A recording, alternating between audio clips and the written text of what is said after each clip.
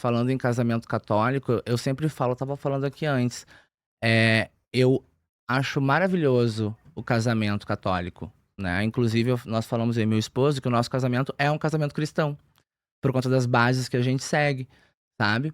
E, e até gostaria, inclusive, de Ela algum ficou padre. O quê? O olhar dela nem pisca. Não, Diga-me. continua. Diga-me. Qual é a questão do padre que você ia falar? Me explica primeiro o rosto. Não, é porque, assim, cristão, etc., são muitos. Tem cristão ortodoxo, tem cristão católico romano, tem cristão protestante. Nem eu entendo, é que nem No a Bíblia. cristão católico romano, o casamento de vocês não se enquadra. É uma pena, né? Porque eu gostaria de estar lá, gostaria que Deus me aceitasse o meu marido e soubesse que nós temos um filho, que nós nos respeitamos, nos amamos, que nós não vamos trair um ao outro, que a nossa intenção é ficarmos juntos pro resto da vida. Infelizmente, Qual era a questão do padre que você ia falar? Mas a parte triste é que a nossa genitária, ela faz diferença pra Deus quando o assunto é casamento. Isso é muito triste, isso me deixa completamente triste. Talvez por isso que eu tenha tantos embates, né, contra o cristianismo. Mas eu gostaria que um padre não olhasse se eu tenho um pênis, se meu marido tem um pênis, ele olhasse o ser humano que nós somos e a nossa moral, a nossa ética, um para com o outro como um casal, e aceitasse fazer um casamento dentro da igreja. Eu ficaria muito contente, muito feliz. Isso nunca vai acontecer, amigo. A gente não sabe. Isso nunca vai acontecer A mulher nunca estaria no teu local de poder de fala, ou de uma vereadora, ou de uma candidata. Então a gente não pode falar nunca. Não, porque começa errado. O que dita a Igreja Católica e o que a Igreja pode ou não, qual matrimônio a Igreja pode ou não autorizar, é o catecismo da Igreja Católica. Mas aí que tá o porém. E ele não muda. Aí que tá o porém. Muda muita coisa. Não tinha casamento no civil, por exemplo. Hoje existe. Mas o casamento no civil não é determinado no catecismo da Igreja Católica. Eu entendo. Eu tô falando do catecismo. Eu entendo. No catecismo, o modelo de casamento de vocês nunca vai ser aceito. Entendo. Nunca vai e sou casado no civil. O último Papa, ele aplaudia os gays e abençoou o casamento gay. Ele não aplaudia os gays e ele nunca fez uma bênção a um casamento gay. Não, mas ele aplaudiu. Ele abençoou indivíduos homossexuais que são casados. E ele disse que sim. Você entende que tem uma diferença muito grande ele disse que entre sim. isso? Ele disse que sim. Que o casamento era sim aceito por Deus. Esse Papa foi incrível. Você já foi no Vaticano? Não, infelizmente não. É incrível. Infelizmente não. Mas o que acontece o Papa, inclusive isso é até hoje, não é exclusividade do último Papa. O Papa, se você for no Vaticano hoje, inclusive junto com seu marido, ele vai abençoar cada um de vocês. Porque vocês são filhos de Deus. E vocês merecem essa bênção. E ele vai abençoar cada um de vocês. Mas ele não vai reconhecer o matrimônio de vocês. Aí que tá, porém. Isso é muito triste. Muito triste. É uma das questões que eu trago em pauta. O porquê, se nós somos alma perante Deus, né? Perante a Jesus, nós somos carne e osso. Então, se eu tenho útero, ou seio, ou vagina, ou pênis, aqui nessa terra onde eu vim para aprender, eu sou julgado por isso? Eu acreditava que a alma não tinha sexo. Você não é... Oxi, o que você tá fazendo aí? Veio me ver, né?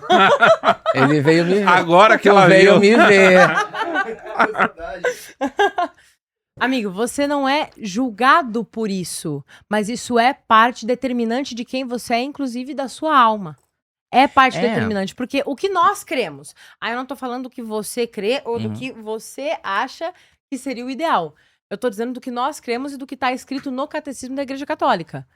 No catecismo, nós aprendemos que um casamento é válido entre homem e mulher, e mesmo entre homem e mulher existem circunstâncias que tornam aquele casamento inválido, certo? Se um for de uma religião e o outro for de outra, se eles não tiverem todos os sacramentos, existe uma série de burocracias para que aquele casamento seja válido.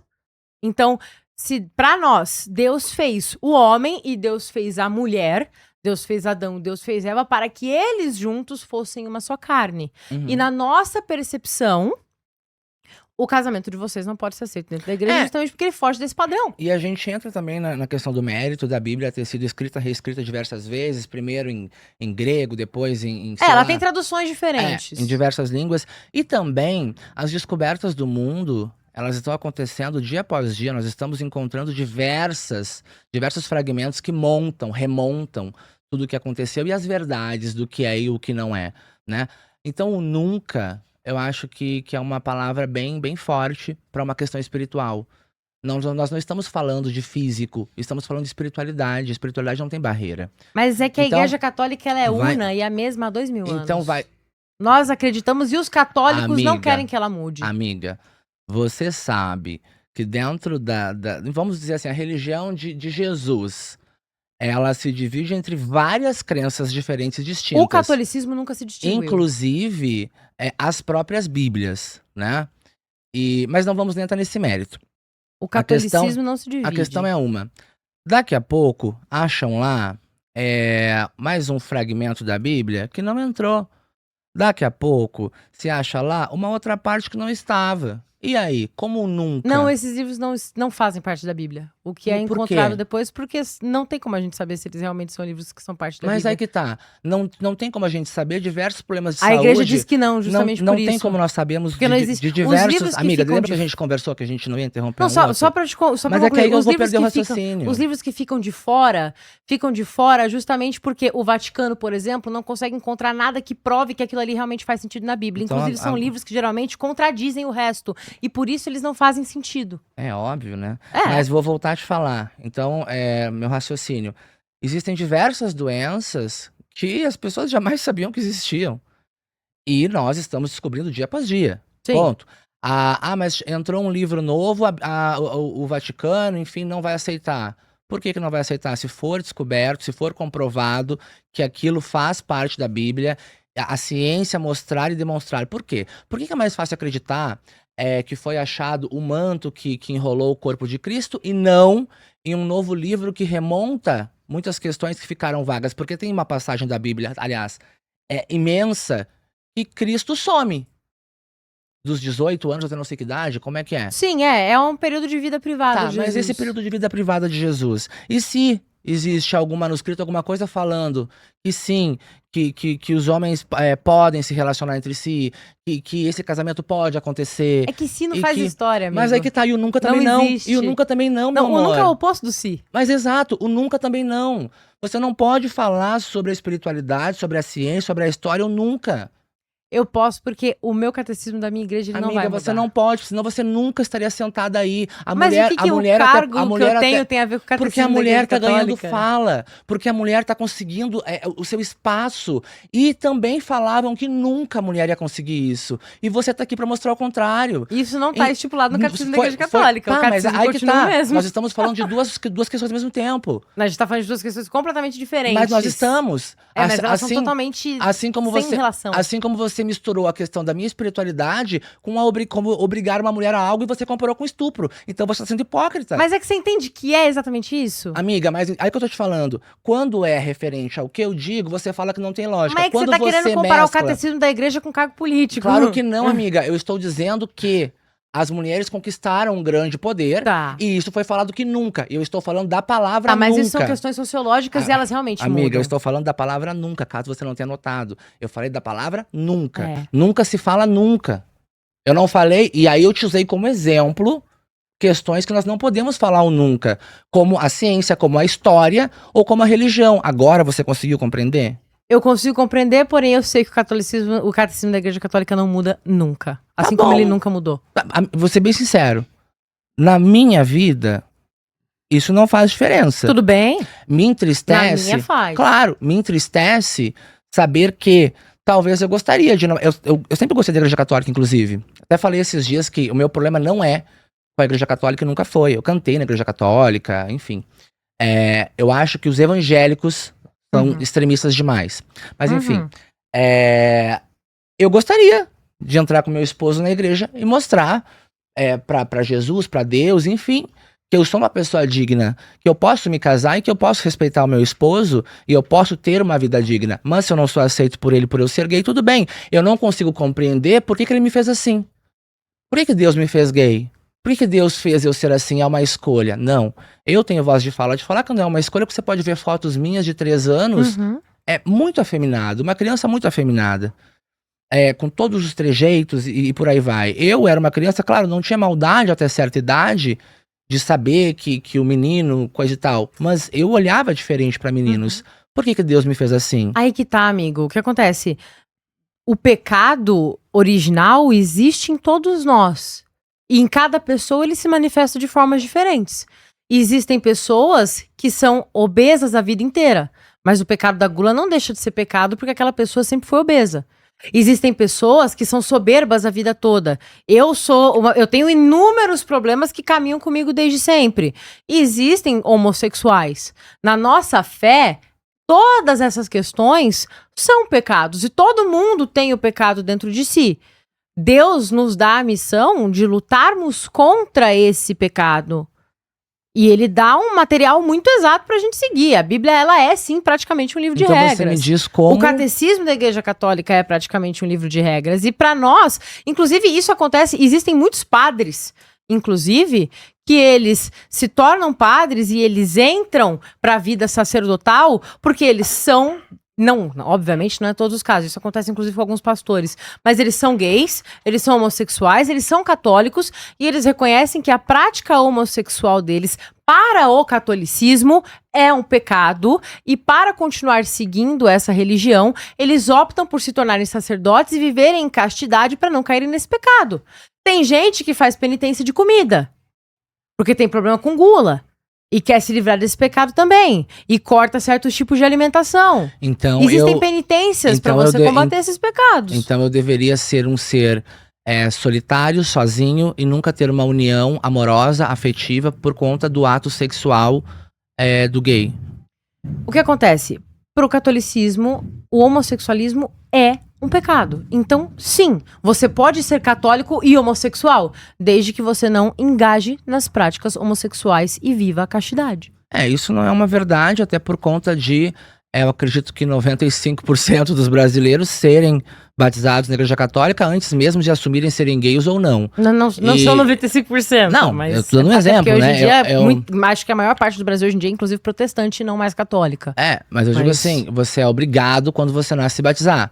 E ali você não não tem como saber se você vai ser gay ou não. Não. Mas quem é que obriga a se batizar? Tá escrito aonde que a pessoa deve se batizar quando nasce? O que acontece? Isso é muito legal você perguntar, inclusive, porque isso é uma dúvida que alguns protestantes também têm, porque isso é uma diferença teológica que a gente tem. No catolicismo, os pais podem batizar os filhos, porque batizar aquela criança é você introduzir aquela criança a Deus. Porém, depois de tudo isso, existem uma série de outros ritos. A crisma, a catequese. Exatamente. Eu, por exemplo, tô fazendo minha crisma agora. Uhum. Entendeu? Eu não sou crismado, eu não tenho primeira comunhão.